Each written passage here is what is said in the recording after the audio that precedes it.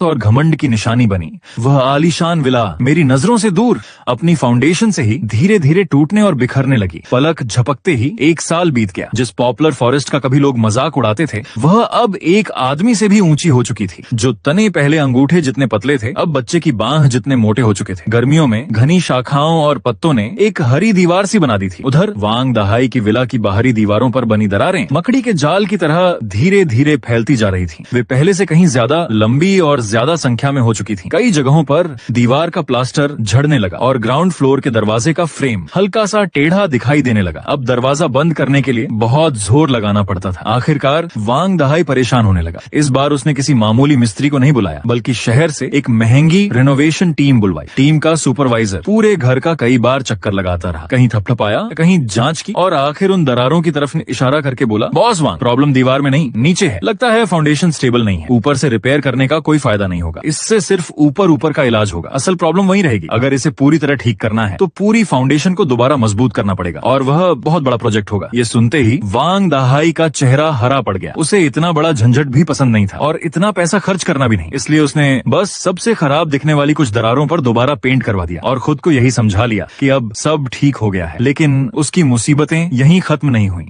घर की underground water pipes बार बार leak होने लगी। किचन और बाथरूम का फर्श हमेशा गीला रहने लगा। एक दिन वर्कर्स के पास कोई रास्ता नहीं बचा। उन्हें पाइप के आसपास की मिट्टी खोदकर जांच करनी पड़ी। मैं थोड़ी दूर अपनी फॉरेस्ट के किनारे खड़ा पेड़ों की छंटाई करने का नाटक कर रहा था, लेकिन मेरी नजर लगातार उसी तरफ लगी हुई थी। मैंने देखा एक वर्कर ने पाइप के अंदर से काले रंग की कोई उलझी हुई चीज बाहर निकाली। ध्यान से देखने पर वह सफेद रंग की बारीक जड़ों का बड़ा गुच्छा था, जो आपस में बुरी तरह उलझा हुआ था। मेरा दिल तेजी से धड़कने लगा। वर्कर हैरानी से बड़बड़ाया, अरे, इस पाइप के अंदर इतनी सारी पेड़ों की जड़ें कैसे आ गईं? वांग दहाई ने बस एक